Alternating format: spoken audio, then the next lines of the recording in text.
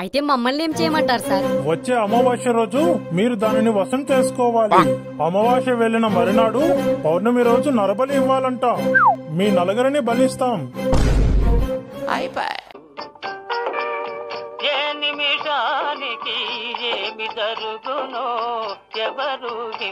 ఇప్పుడేమైందన్నా అలా దీనంగా కూర్చున్నారు? అరే మమ్మల్ని ఇలా ఇరికించి ఇప్పుడు ఏమైందని అడుగుతావేంట్రా? మేము ఏకంగా పిశాసిని వశం చేసుకోవాలంట.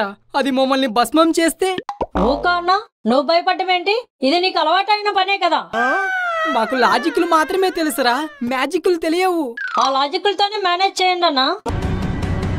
మేనేజ్ చేయడానికి అది పిల్ల కూసి కాదు, పిశాసి. తేడా వస్తే మా పేగులు తీసి పెడేలు వాయిస్తుంది. ఏమో అన్నా, మీరేం చేస్తారో నాకు తెలీదు. నా 20% మాత్రం నాకు ఇవ్వాలి.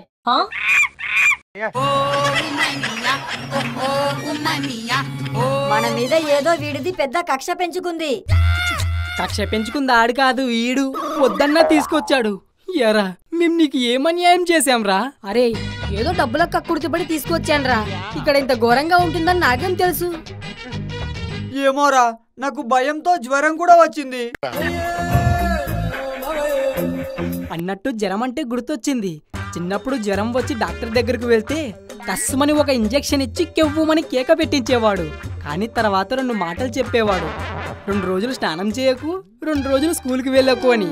అవి వినటానికి ఎంత బాగుండేదిరా. అరే నీకు సిచ్యువేషన్ దొరికితే సాలరా బాబు. టాపిక్ మార్చేసి ఎక్కడికో వెళ్ళిపోతావు. ముందు మన పరిస్థితి ఏంటో ఆలోచించు. ఏ ఉత్తప్పుడు నన్ను తింగరౌడ్లా చూస్తారుగా, ఇప్పుడు మీరే ఆలోచించండి. నీ అబ్బా, కాలిన చోట ఐస్ క్రీం పెట్టు, చల్లగా ఉంటుంది. అంతేగాని వేడి నీళ్లతో కాపురం పెట్టకు, కాలిపోద్ది.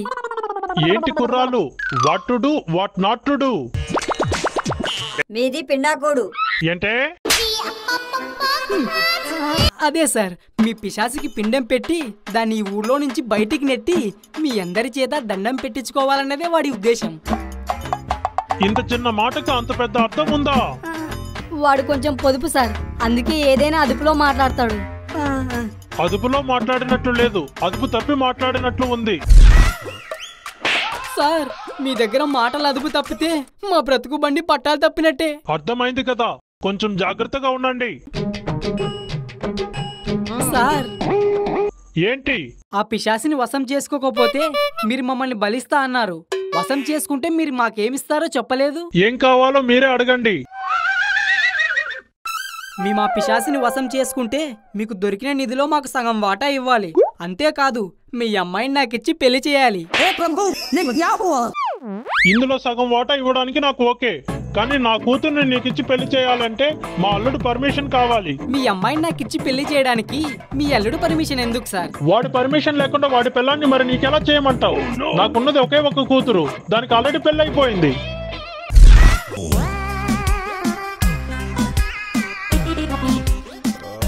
మీరేంట్రా నా వంక అలా చూస్తున్నారు? మరి ఎలా చూడాలరా? నీకు ఆల్రెడీ ఒక లవర్ ఉంది, మళ్ళీ ఎక్కడికి వెళ్ళినా ఈ కక్కుర్తి ఏంట్రా? అది కక్కుర్తి కాదు, వీరుడి లక్షణం. అప్పట్లో రాజులు ఏ రాజ్యానికి వెళ్ళినా అక్కడ ఒక అమ్మాయిని వివాహమాడి వాళ్ళ రాజ్యానికి తీసుకొచ్చేవారంట తెలుసా? హలో, వాళ్ళు రారాజులు, నువ్వు వట్టి రాజువే. తేడా వస్తే నిన్ను బూజుడు దులిపినట్టు దులిపి డస్ట్బిన్ లో పడేస్తారు. అయితే నీది సిరికి అన్యాయం చేస్తాది. నేను దానికి అన్యాయం చేయటం కాదురా, అదే నాకు హ్యాండ్ ఇచ్చింది. నాతో నువ్వెప్పుడు నా కళ్ళ ముందే ఉండాలి, నువ్వెప్పుడు నా కళ్ళ ముందే ఉండాలి అని చెప్పి మొత్తం కంటికే కనిపించకుండా కలకత్తా వెళ్ళిపోయింది. అరే సిరి ఇంకా నిన్ను వద్దనుకుని నీకు బ్రేకప్ చెప్తే దాన్ని హ్యాండ్ ఇవ్వడం అంటారు. అంతేగాని చదువుకోవడానికి కలకత్తా వెళ్ళటం హ్యాండ్ ఇవ్వటం కాదు. ఇక హ్యాండ్ ఇవ్వటాలు పక్కన పెట్టి ముందు మనం తప్పించుకోవడాలు చూడండి, లేకపోతే మన ఫోటోలకి దండేటాలే. అరే ఎదవా, ఇంతవరకు వచ్చాక భయపడి పారిపోతావా? వెనక్కు వెళ్లే అలవాటు నా రక్తంలోనే ఉండదు. మనది పిశాచికి దొరికిందంటే అసలు రక్తమే ఉండదు, మొత్తం అదే తాగేస్తది. అన్నా మీరు ఇంకా ఇక్కడే ఉన్నారా? అక్కడ కొంపలు మునిగిపోతున్నాయి. మునిగిపోతే మాకేంటి, అసలు మాకు ఈ ఊరిలో కొంపలే లేవుగా.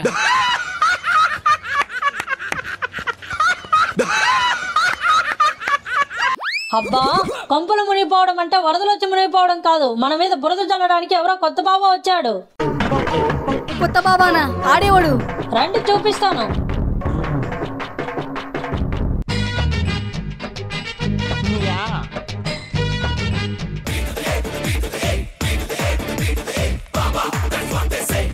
ఓం భీం బుష్ అంతా తుస్. వీడిని ఇంతకు ముందు ఎక్కడో చూసినట్టుందే. బాబా మీరు ఆ పిశాచిని వశం చేసుకోగలరా? ఈ బాబా కన్నా ముందు ఏ పిశాసి కన్నా అయినా గుండు సున్నారా కన్నా. అమ్మ దొంగ మాస్టర్, నువ్వు కూడా మాలాగే ప్లాన్ చేసావా? ఆ కుర్రాళ్ళు ఇటు రండి. ఈయన హిమాలయ పర్వతాల నుండి వచ్చారు. ఈయనకి మంత్రం తంత్రం అన్ని విద్యలు తెలుసు. పిశాచాన్ని పట్టుకొని పిసికేస్తాడు. ఈ నది గురించి నిజం తెలిస్తే మీదే విడిది పట్టుకొని పిసికేస్తది. నమస్తే బాబా. నమస్తే బాబా. నమస్తేరా కన్నలు. ఇంకా మీకు తినిపిస్తా క్రీమ్ బన్నులు. చూడండి, వచ్చే అమావాస్యలోపు పిశాచిని వశం చేసుకోవాలి. అది బాబా వల్ల అవుతుందో లేక కుర్రాళ్ళు మీ వల్ల అవుతుందో చూస్తాను. నాతో పదరా, వీళ్ళకి భోజనాలు తెద్దువు గాని.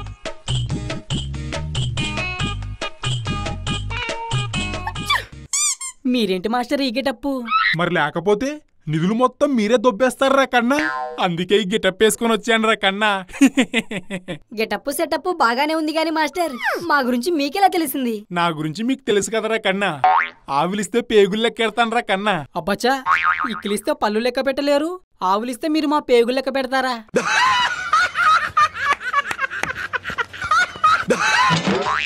ఇదేరా కన్నా మీ దగ్గర నాకు నచ్చింది. గురువు అనే మర్యాద లేకుండా నా పరువు మొత్తం తీస్తారా కన్నా. ఈ రోజు నుంచి చూసుకోండి, మీకు టన్నులు టన్నులు భయాన్ని చూపిస్తానరా కన్నా. మీరు మాకు భయాన్ని ఇవ్వటం కాదు, ఉన్న భయాన్ని పోగొట్టారు. నేను మీ భయాన్ని పోగొట్టడం ఏంట్రా కన్నా? ఇప్పటి వరకు పిశాసిని పట్టుకోకపోతే ప్రెసిడెంట్ మమ్మల్ని మాత్రమే బలిస్తా అన్నాడు. ఇప్పుడు మాతో పాటు మిమ్మల్ని కూడా బలిస్తాడుగా. అరే కన్నా, మీది లాజిక్కు, నాది మ్యాజిక్. ఎవరు లాజిక్లు నమ్మర్రా కన్నా, మ్యాజిక్లే నమ్ముతారు. ఆ మ్యాజిక్లతోనే మిమ్మల్ని ఈ ఊర్లో బలిచ్చేలా చేస్తానరా కన్నా. ఇప్పుడు ఎలారా? మీరేం భయపడకండి, ఆ పిశాసి మనల్ని కాపాడుతుంది.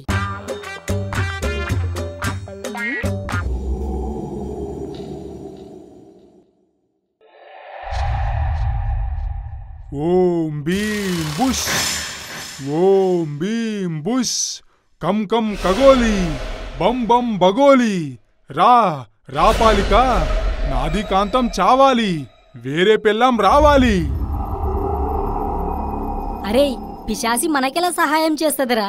వీడేమో కాంతం చావాలి, కొత్త పిల్లం రావాలి అంటున్నాడు. కొత్త పిల్లం రావడం కాదు, పాత పిల్లామే పిశాసిలో వస్తుంది చూడు.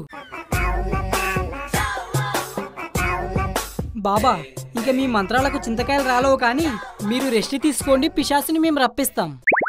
అవును బాబా, మీరు కూడా వారికి ఒక ఛాన్స్ ఇవ్వండి. పిశాచిని వశం చేసుకోకపోతే వారికి బలయ్యే ఛాన్స్ ఇస్తాను. తీసుకోండి నాయనా. సార్, నాదస్వరం వింటే పాములు పరిగెత్తుకొచ్చినట్టు పిశాసిల ఫ్యామిలీ సాంగ్ వింటే పిశాసి కూడా వస్తది. మీరు భయపడకండి. వాళ్ళు భయపడకుండా నేను చూసుకుంటాను. ముందు నువ్వు పిశాసిని రప్పించరా కన్నా. భయపడొద్దని చెప్పింది వాళ్ళని కాదు, మిమ్మల్నే.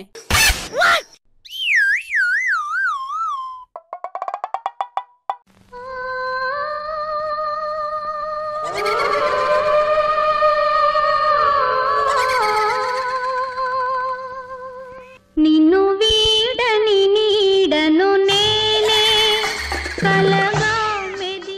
ఈ పిశాసి కన్నా ఏంటి కాంతం కన్నలా ఉంది.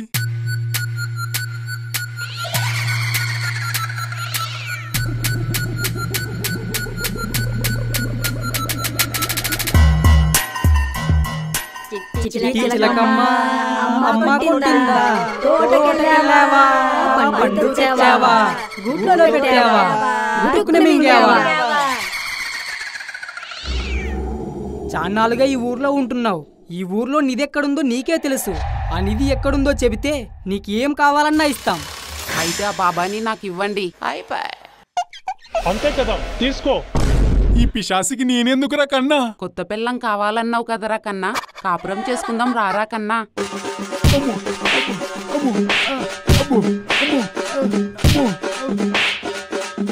ఈ ఊరి శివాలయం వెనక నిధి ఉంది. ఆ నిధిలో నువ్వు ఎవరికి వాటా ఇచ్చినా వారు రక్తం కక్కుకొని చచ్చిపోతారు.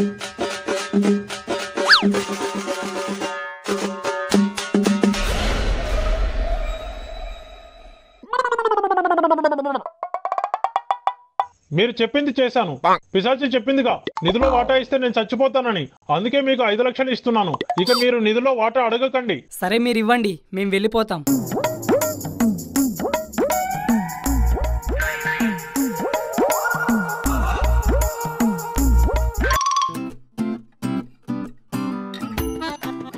ఎలా మేనేజ్ చేసావురా?